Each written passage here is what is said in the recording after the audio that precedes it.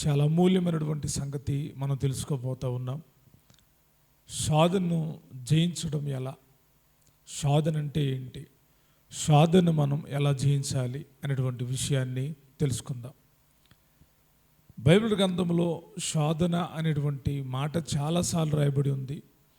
యేసుక్రీస్తు ప్రభువారు అన్నారు శిష్యులతో, మీరు శోధనలో ప్రవేశించుకున్నట్లు మెలకువగుండి ప్రార్థన చేయండి అని యేసే చెప్పారు. శోధన రాబోతుంది కాబట్టి దాన్ని తప్పించుకోవడానికి మీరు ప్రార్థన చేయడం అవసరమని యేసుక్రీస్తు ప్రభువారు శిష్యులకు చెప్పారు. అయితే బైబిల్లో శోధన అనే పదం రెండు విధాలుగా ఉపయోగించబడింది. మనము ఈ తెలుగు అనువాదంలో కూడా ఈ విషయాన్ని గమనించాలి. రెండు విధాలుగా శోధన అనే మాటకు అర్థం ఉంది. శోధన అంటే ఒకటి పరీక్షించడం, పరీక్షించడం అంటే పరీక్షించడం అంటే ఉదాహరణకు మనం గమనించినప్పుడు అబ్రహాముకి లేక పుట్టాడు ఇస్సాకు పుట్టిన తర్వాత దేవుడు అన్నాడు, అబ్రహామా, నీ ఒక్కడైన కుమారుణ్ణి నాకు దహన బలిగా అర్పించమని దేవుడు కోరుకున్నాడు. దేవుడు శోధిస్తున్నాడంటే దేవుడు శోధించట్లేదు, కానీ ఈ సమయంలో అబ్రహాము ఎలా స్పందిస్తాడా అని దేవుడు చూస్తూ ఉన్నాడు. అబ్రహాముని పరీక్షిస్తూ ఉన్నాడు. ఇది శోధనలో ఒక భాగం. రెండవది శోధన అంటే ప్రలోభం. అసలు శోధన అనే దానికి బైబిల్లో ఎక్కువ పరీక్ష అనేటువంటి మాట వాడినప్పటికీ ప్రలోభం అనేటువంటి అర్థాన్ని ఇచ్చే విషయాలు చాలా ఉన్నాయి. ప్రలోభం, దీన్ని ఇంగ్లీష్లో టెంప్టేషన్ అన్నారు. ఈ ప్రలోభాలకి గురైనప్పుడు ఆధ్యాత్మికమైనటువంటి జీవితం, ఆత్మీయ జీవితం పతనమైపోయింది. చాలాసార్లు చాలామంది చాలా ప్రలోభాలకి లొంగిపోతారు. దేవుని సన్నిధికి రావడానికి కొన్ని ప్రలోభాలు అడ్డుపడతాయి. ఎవరెవరు ఈ ప్రలోభాలకి లొంగిపోయారు, ఎవరు జయించారు అనేటువంటి విషయాన్ని ఈ రాత్రి మనం తెలుసుకుందాం. శోధన జయించడం లేక ప్రలోభాలను జయించడం ఎలాగనే విషయాన్ని మనం తెలుసుకుందాం. ప్రలోభాలు ఎలాగుంటాయి అంటే, కొందరు మనల్ని ప్రలోభ పెడతారు, ఆయా మాటలు చెప్పి ప్రలోభాల్లోకి తీసుకుని వస్తారు. దానివలన ఆత్మీయ జీవితం పాడైపోతుంది. అయితే ప్రలోభాల నుంచి ఎలాగా బయటపడగలుగుతాం? ప్రలోభ పడిన వాళ్ళు ఎవళ్ళు అంటే, దైవ గ్రంథంలో చాలామంది భక్తులు ప్రలోభాలకు గురయ్యారు. కొందరు ప్రలోభాలు వారు పెట్టబడినప్పటికీ వాటి నుంచి విడుదల పొంది ముందుకు వెళ్ళారు. ముందుగా ఒక వాక్య భాగాన్ని చదువుదాం. అసలు ప్రలోభాలు ఎందుకు కలుగుతాయి అంటే, యాకోబు రాసినటువంటి పత్రిక 1వ అధ్యాయం 14వ వచనంలో చక్కగా రాయబడి ఉంటుంది. ఆ విషయాన్ని చదువుతున్నాను, గమనించండి. ప్రతివాడును తన స్వకీయమైన దురాశ చేత ఏడవబడి మర్రు కొల్పబడిన వాడై శోధింపబడును. ఎలా ప్రలోభ పెట్టబడతారు అని వాక్యంలో యాకోబు భక్తుడు రాస్తున్నాడంటే, ప్రతివాడు తన స్వకీయ దురాశ వలన. స్వకీయ దురాశ అంటే లోపల కలిగేటువంటి ఆశ. దురాశ మంచిది కాదు. దురాశ 15వ వచనంలో చదివితే, దురాశ గర్భమును ధరించి పాపమును కనగా పాపము పరిపక్వమై మరణమును కనును. దురాశ ఎలా కలుగుతుంది అంటే, నానా విధాలుగా దురాశ కలుగుతుంది. చూడడం వలన దురాశ కలుగుతుంది, వినడం వలన దురాశ కలుగుతుంది. ఇంకా మన ప్రవర్తనలోనే ఆశలు రేగుతూ ఉంటాయి, దురాశలు. యాకోబు భక్తుడు అన్నాడు, ప్రతివాడు తన స్వకీయ దురాశ చేత ఏడవబడి మరులు కొల్పబడిన వాడై శోధింపబడును. ప్రలోభ పెట్టబడతాడు. మన ఆశలే దురాశలుగా మారి ఆ దురాశల వల్ల ప్రలోభ పెట్టబడి దేవునికి మనకు మధ్య ఉన్నటువంటి సంబంధం తెగిపోతుంది. ప్రలోభాలకు గురి అయినప్పుడు అవమానం వస్తుంది. ప్రలోభాలకు గురి అయినప్పుడు బాధ కలుగుతుంది. ప్రలోభాలకు గురి అయినప్పుడు నిందల పాలవుతాం. ఈ విషయాలు మనం గుర్తుంచుకోవాలి. అయితే ఎవరు ప్రలోభాలకి గురయ్యారు, ఎవరు ప్రలోభ పెట్టబడ్డారు, ఆ సాతాను యొక్క ప్రలోభాలకి ఎవరు లొంగిపోయారు అని మనం పరిశీలన చేస్తే మొట్టమొదటిగా ఆదామవ్వలు ఈ ప్రలోభానికి లొంగిపోయారు. సాతానుడు వీళ్ళని ప్రలోభపెట్టాడు. సాతానుడు వీళ్ళని శోధనలో పడివేశాడు. వీళ్ళు ఎలాగా శోధింపబడ్డారంటే సాతాను చేత. సాతాను ప్రలోభపెట్టింది. ఏ రీతిగా ప్రలోభపెట్టింది అంటే చదువుదాం. ఆదికాండము 3వ అధ్యాయం 1వ వచనం నుంచి చదువుతున్నాను, గమనించండి. దేవుడైన యెహోవా చేసిన సమస్త భూజంతువుల్లోనూ సర్పము యుక్తి గలది ఉండెను. అది ఆ స్త్రీతో, ఇది నిజమా? ఈ తోట చెట్లలోని దేని ఫలమునైనా మీరు తినకూడదని దేవుడు చెప్పానా అని అడిగాను. అందుకు ఆ స్త్రీ, ఈ తోట చెట్ల ఫలములను మేము తినవచ్చును, అయితే తోట మధ్య ఉన్న చెట్ల ఫలమును గురించి దేవుడు మీరు చావకుండానట్లు వాటిని తినకూడదనియు వాటిని ముట్టకూడదనియు చెప్పానని సర్పముతో అనెను. ఇక్కడ మనం గమనిస్తూ ఉంటే ఏదైనా తోటలో ఆదాము అవ్వలే కాకుండా మాట్లాడుతున్న ఒక సర్పము కనపడుతూ ఉంది. ఈ సర్పము అవ్వతో మాట్లాడుతూ ఉంది. అవ్వతో అంటా ఉంది కదా, అది యుక్తి గలదు కాబట్టి ఇది నిజమా అని కొచ్చినేసి, ఈ తోట చెట్ల ఫలముల్లో దేనినైనా మీరు తినకూడదని దేవుడు చెప్పానా అని చెప్పేసి గుర్తు చేసింది. సర్పము గుర్తు చేసిన విషయం మంచిదే. దేన్నైనా దేవుడు తినొద్దని చెప్పాడా అని చెప్పిన మాట మంచిదే. కానీ ఆ సర్పము యొక్క కుయుక్తి అవ్వ గుర్తెరగలేకపోయింది. అప్పుడు అవ్వ ఏం చెప్తుందంటే, అందుకు ఆ స్త్రీ, ఈ తోట చెట్ల ఫలములను మేము తినవచ్చు, అయితే తోట మధ్య ఉన్న చెట్టు ఫలమును గురించి దేవుడు మీరు చావకుండానట్లు వాటిని తినకూడదని వాటిని ముట్టకూడదని చెప్పానని చెప్తా ఉంది. మరి దేవుడు అలాగ చెప్పాడు అంటే, దేవుడు అలాగ చెప్పలా. దేవుడు ఏమని చెప్పాడు? ఆదికాండము 2వ అధ్యాయం 16వ వచనం చదువుతున్నాను, గమనించండి. మరియు దేవుడైన యెహోవా, ఈ తోటలో ఉన్న ప్రతి వృక్ష ఫలములను నీవు నిరభ్యంతరముగా తినవచ్చును, అయితే మంచి చెడ్డల తెలివినిచ్చు వృక్ష ఫలములను తినకూడదు, నీవు వాటిని తినుదినమున నిశ్చయముగా చచ్చదువని నరునికి ఆజ్ఞాపించెను. దేవుడేమో మీరు తింటే చస్తారు అని చెప్పాడు. అవేం చెప్తుంది అంటే, మీరు చావకుండునట్లు దాన్ని తినొద్దు అని అవ్వ చెప్తా ఉంది. ఈ విషయం గ్రహించినటువంటి సర్పము, అపవాది, సాతానుడు కుయుక్తిగా మాట్లాడడం మొదలుపెట్టాడు. అప్పుడు అంటున్నాడు, అందుకు ఆ సర్పము, మీరు చావనే చావరు, ఏలయనగా మీరు వాటిని తినుదినమున మీ కనులు తెరవబడిననియు మీరు మంచి చెడ్డలను ఎరిగిన వారై దేవతల వలె ఉందురనియు దేవునికి తెలియనని స్త్రీతో చెప్పగా. మనసు మార్చడానికి ఒకే ఒక మాట మాట్లాడాడు సాతానుడు, మీరు దేవతలైపోతారు.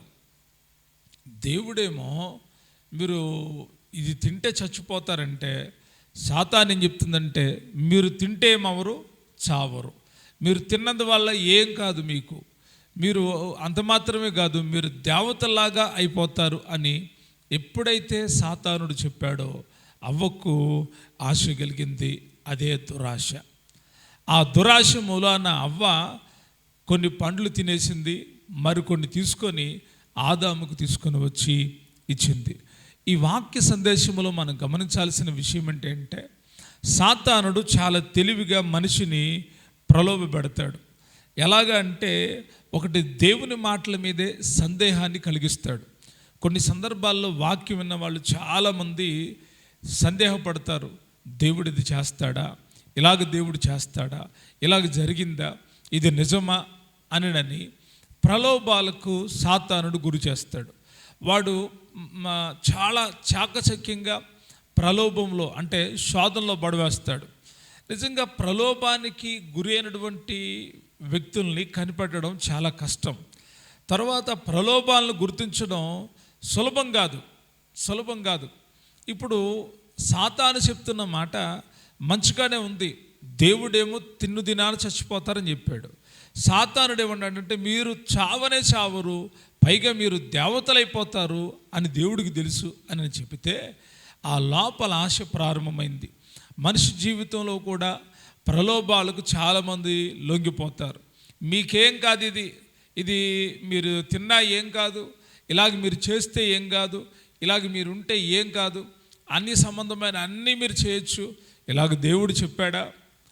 ఒక అతన్ని, బ్రదర్ మందు తాగొద్దు బ్రదర్ అంటే, దేవుడు చెప్పాడా అంటున్నాడు. మరి దేవుడు చెప్పాడా?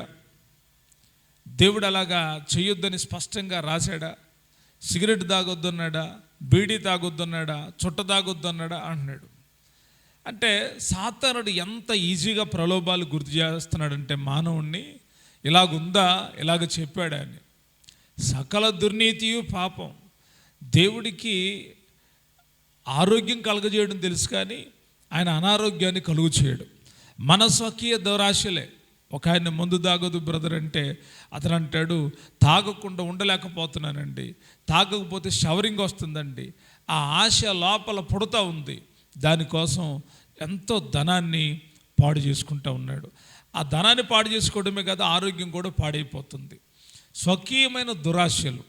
ఎప్పుడైతే సాతానుడి యొక్క మాటకు హవ్వ లొంగిందో వెంటనే వారు మార్పు చెందారు. దేవుడు వారిని అక్కడ ఉంచలేదు, ఏదైనా తోటలో నుంచి బయటకు పంపించేశాడు.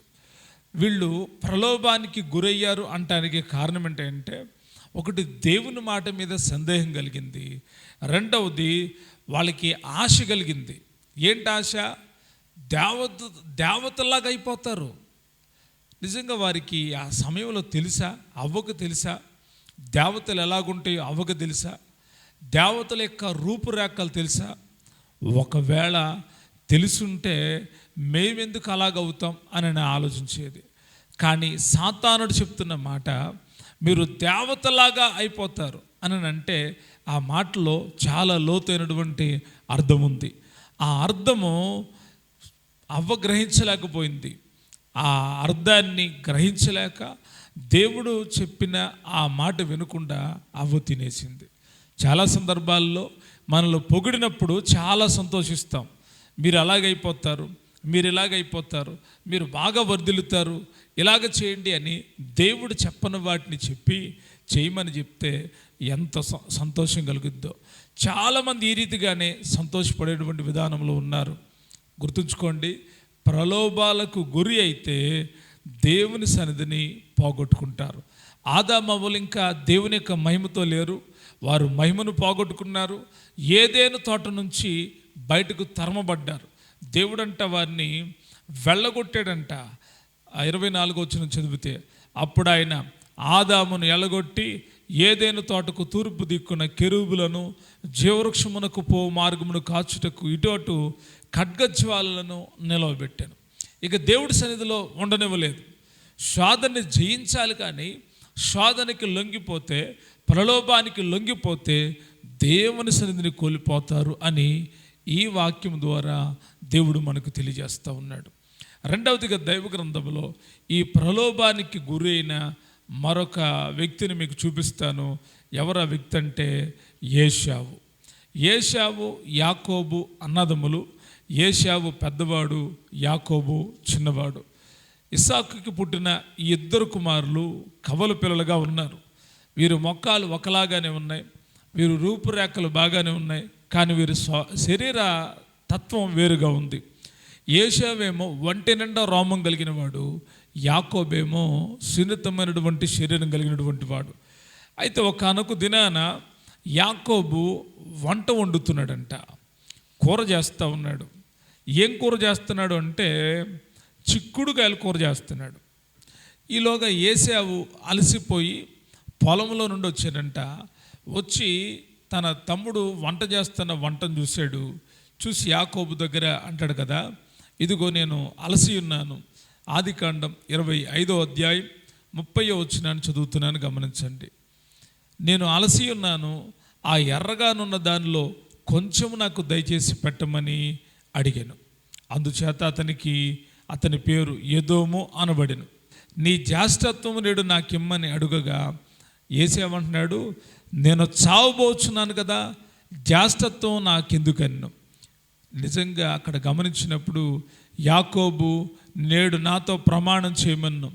అతడు యాకోబుతో ప్రమాణం చేసి అతని జ్యేష్ఠత్వమును అమ్మివేయగా యాకోబు ఆహారమును చిక్కుడుగాయల వంటకమును ఏశావుకిచ్చెను.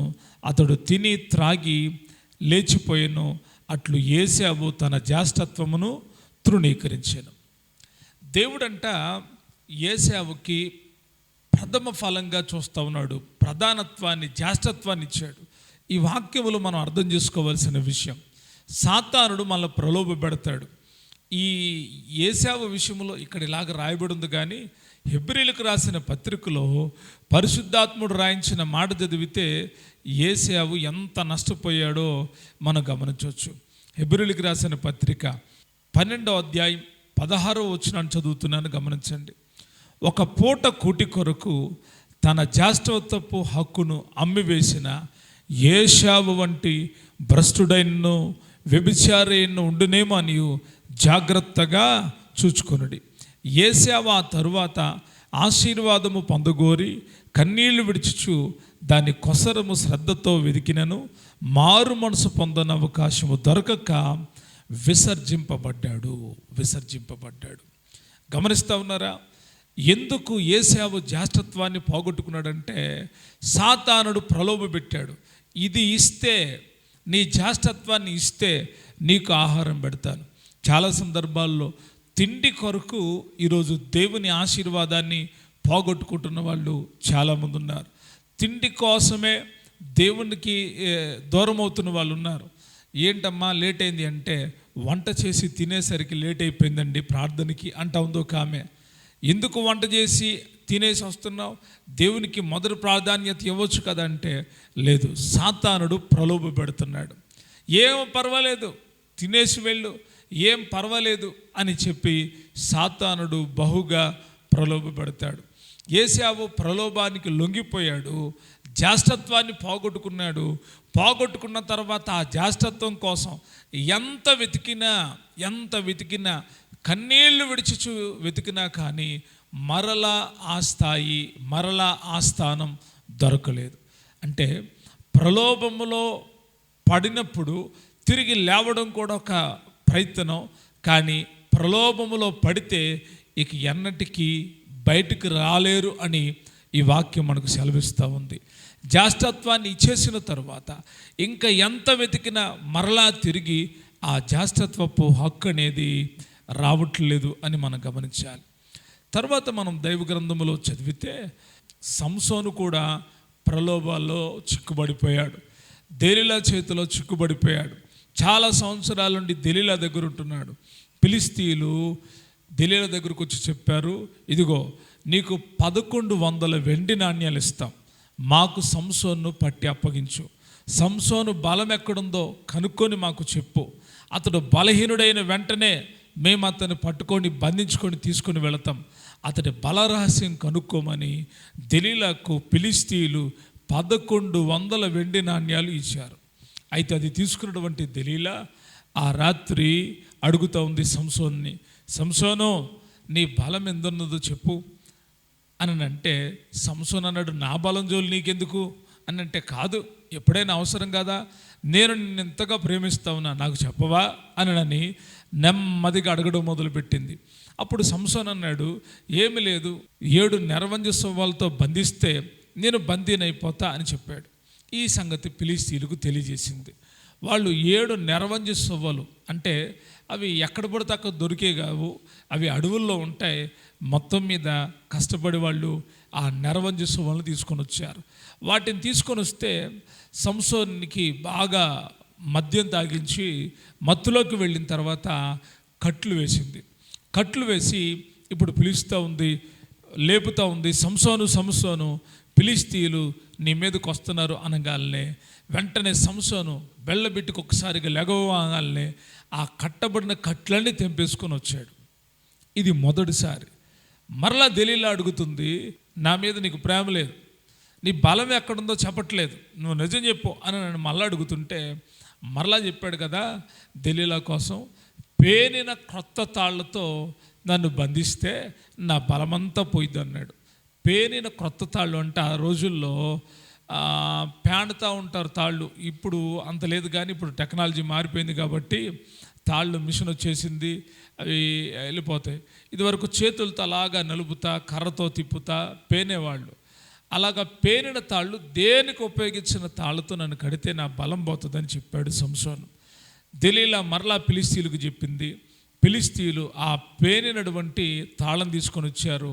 మరలా బంధించి మరలా పిలుస్తూ ఉంది, సంసోను సంసోను, ఫిలిష్తీయులు నీ మీదకి వస్తున్నారని. మరలా తెంపి వేసుకొని ఒక్కసారిగా లేచాడు. మరలా అంటుంది, నీవు నన్ను ఇట్టాగా కాదు, సరిగ్గా చెప్పు అని అంటే, మరలా ఏమన్నాడంటే, నా తల జడలో 7 అల్లితే అప్పుడు నా బలం పోయిద్ది అన్నాడు. మరలా మత్తు ఎక్కించింది, మరలా మద్యంలోకి తీసుకొని వెళ్ళింది. 7 జడలను అల్లి మేకుకు దిగగొట్టి మళ్ళా మత్తులో ఉండంగా సంసోను సంసోను అని పిలిచింది. మరలా అమాంతంగా లేచాడు. ఆ మేకును పెరుక్కొని ఎక్కడా ఫిలిష్తీయులని అడిగాడు. వాళ్ళు ఎక్కడా కనిపించలేదు. అయితే ఈసారి బాగా ప్రలోభపెడుతుంది.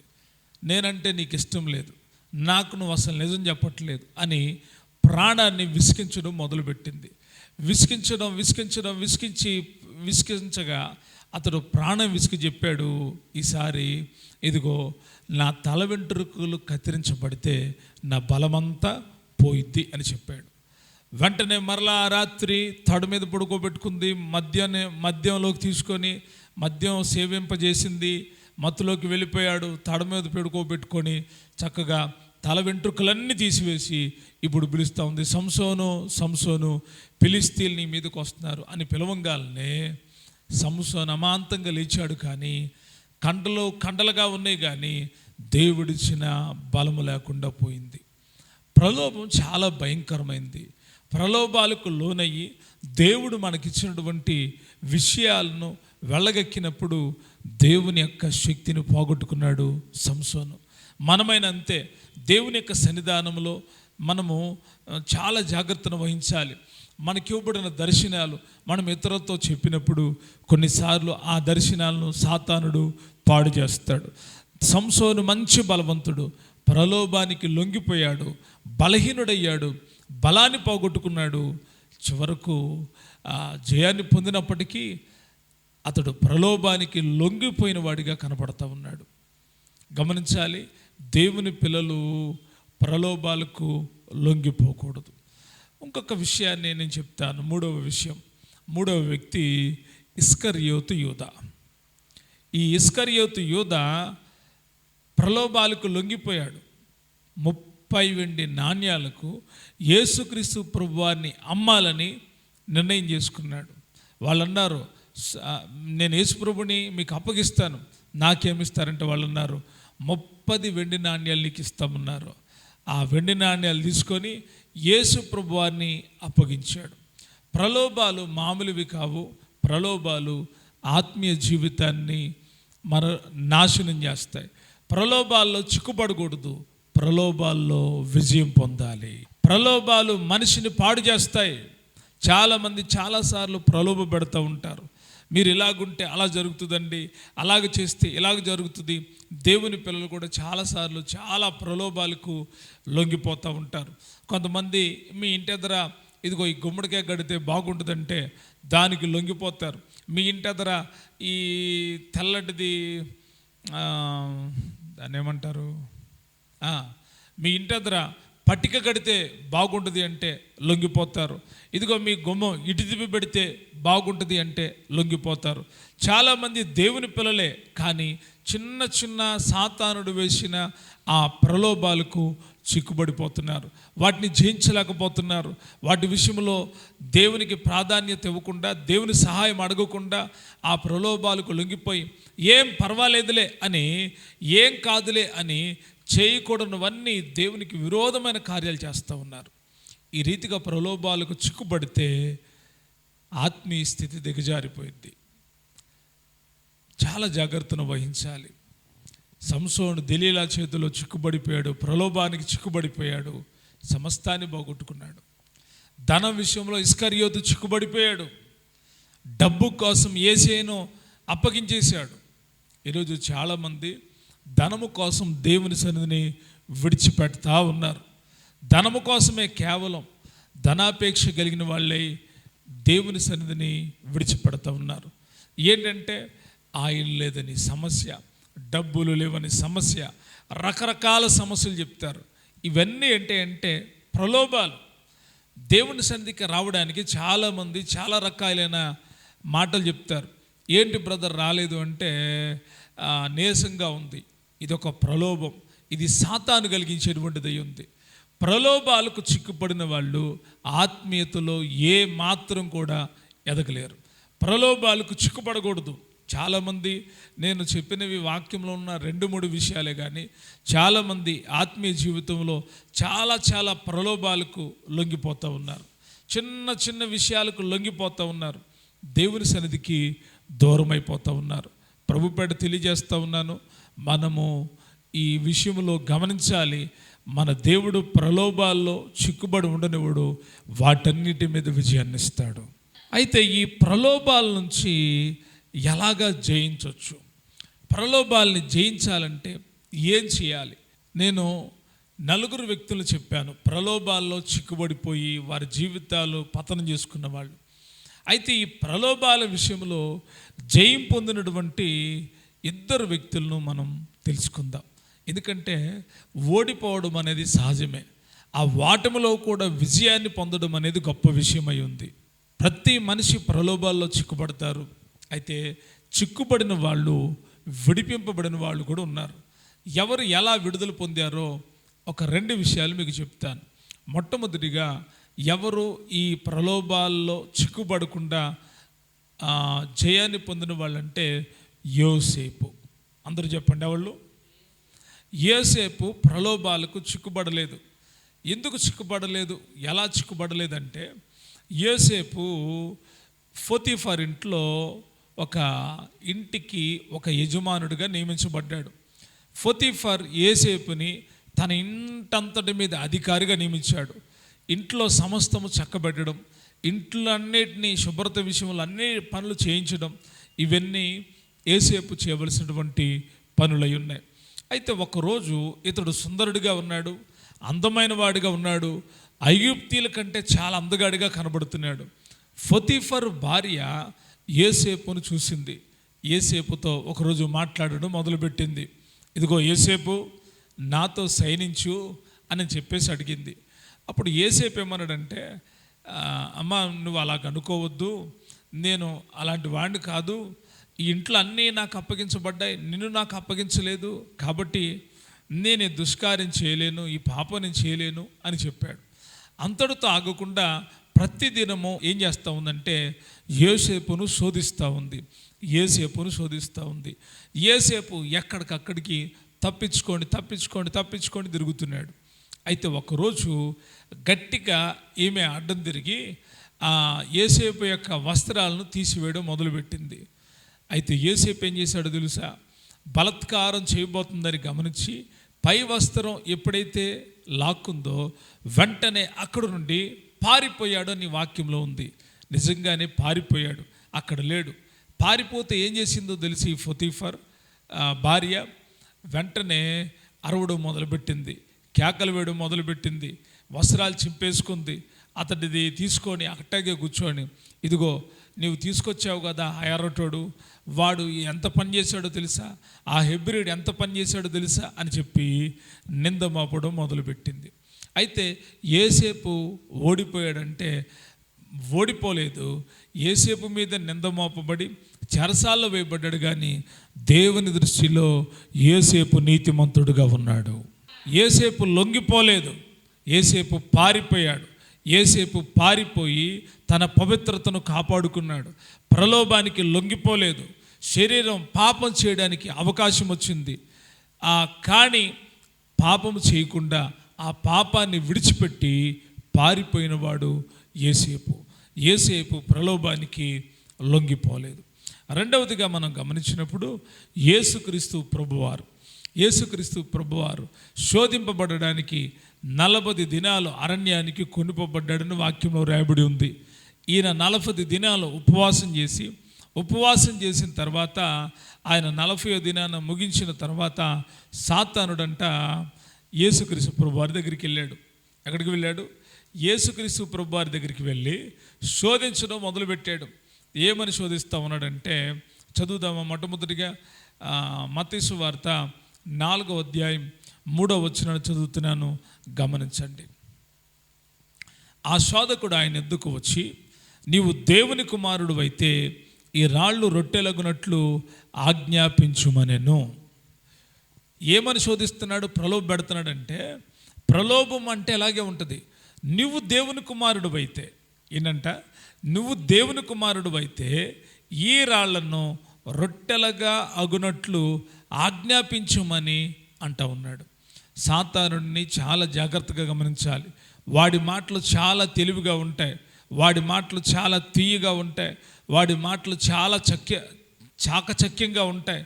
అంటున్నాడు, నువ్వు దేవుని కుమారుడు అయితే, ఆయన దేవుని కుమారుడనే ప్రత్యక్షత ప్రజలందరికీ తెలియపరచబడాలి.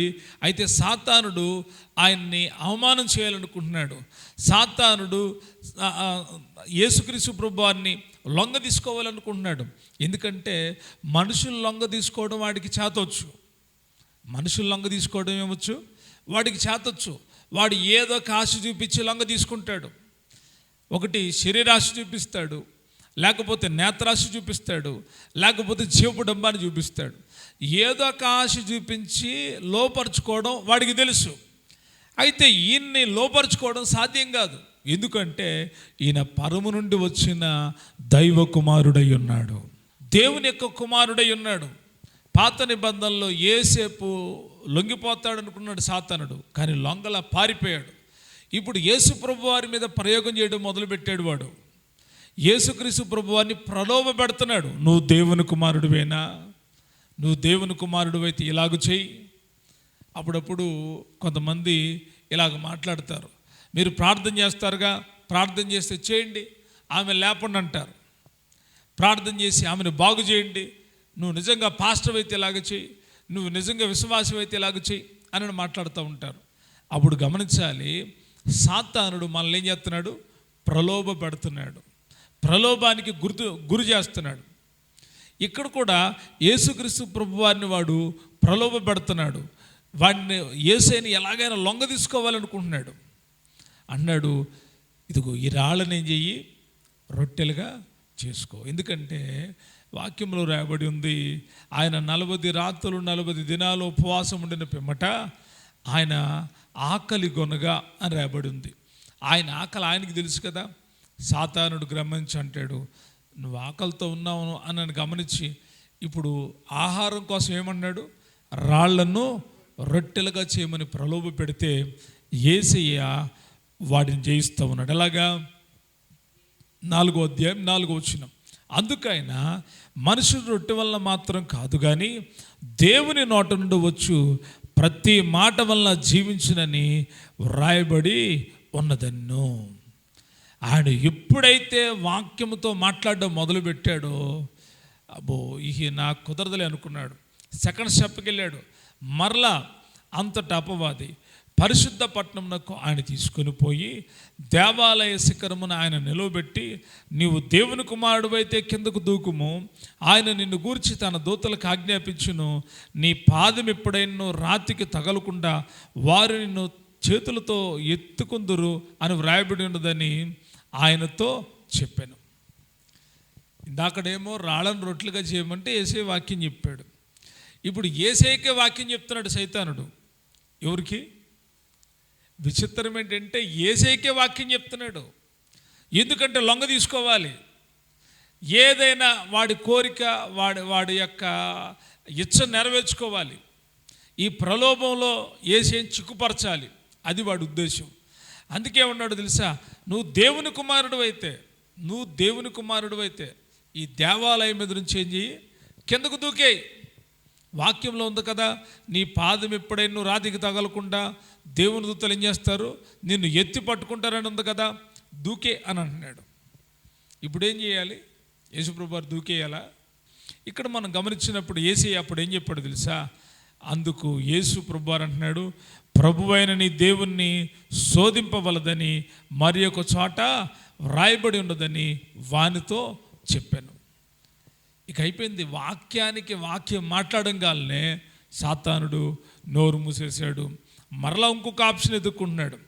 మరలా ఏం చేస్తున్నాడంటే 8వ వచనం, మరలా అపవాది మిగిలి ఎత్తైన ఒక కొండ మీదకు ఆయన తోడుకొని పోయి ఈ లోక రాజ్యములన్నిటినీ వాటి మహిమను ఆయనకు చూపి, నీవు సాగిలపడి నాకు నమస్కారం చేసిన యెడల వీటన్నిటిని నీకు ఇచ్చేదనని ఆయనతో చెప్పగా, యేసు వానితో, సాతానా పొమ్ము, ప్రభు అయిన నీ దేవునికి మ్రొక్కి ఆయనను మాత్రమే సేవింపబలనని వ్రాయబడి ఉన్నదన్ను. అంతటపవాది ఆయన్ని విడిచిపోగా, ఇదిగో దేవదూతలు వచ్చి ఆయనకు పరిచర్య చేసిరి.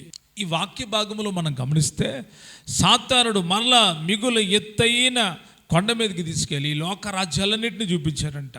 అన్నాడు, ఇవన్నీ నీకు కావాలంటే నాకు సాగలిపడు, నాకు నమస్కారం చేయమని యేసు ప్రభువాన్ని వాడు శోధిస్తూ ఉన్నాడు, వాడు ప్రలోభ పెడుతున్నాడు.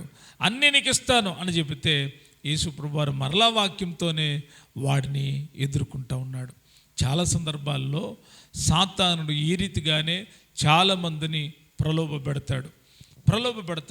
కొందరిని డబ్బు విషయంలో ప్రలోభ పెడతాడు, కొందరిని పదవి విషయంలో ప్రలోభ పెడతాడు, కొందరిని శరీర ఇచ్చల విషయంలో ప్రలోభ పెడతాడు.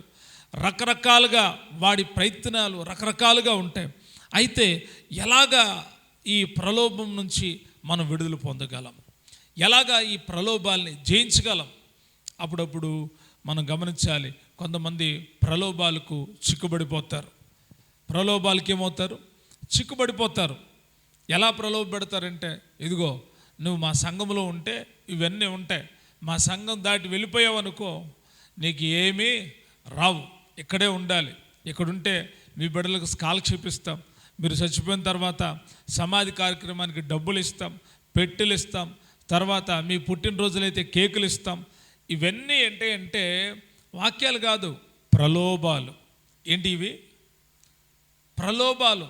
ఈ ప్రలోభాలకు చాలామంది చిక్కుబడిపోయి, నిజమే అక్కడికి వెళ్తే ఏం దొరుకుతుంది, ఆ చర్చిలో ఏం దొరుకుతుంది, ఆ సంఘంలో ఏముంటుంది, ఇక్కడైతే చక్కగా భోజనాలు ఉంటాయి, ఇక్కడైతే డబ్బులు దొరుకుతాయి, ఇక్కడైతే పదవి ఉంటుంది, ఇక్కడైతే అధికారం ఉంటుందని గ్రహించి చాలామంది ఆ ప్రలోభాలకు లొంగి ఆత్మీయత నుండి బయలుదేరి వెళ్ళిపోతూ ఉన్నారు. అయితే మనము దేవుని పిల్లలం, మనం ఈ ప్రలోభాల్ని ఎలా జయించగలుగుతాము అంటే 7 విషయాలు నేను క్లుప్తంగా చెప్తాను, అర్థం చేసుకోవడానికి ప్రయత్నం చేయండి. ప్రలోభాల్లో మనము చిక్కుబడుకున్నట్లు ఈ ప్రలోభాలను గమనించి వాటిని మనము జయించాలి. ఎలాగ జయించగలుగుతాం ప్రలోభాల విషయంలో అంటే, మొదటి మార్గం దేవుని వాక్యము ద్వారా మనము ప్రలోభాలను జయించవచ్చు.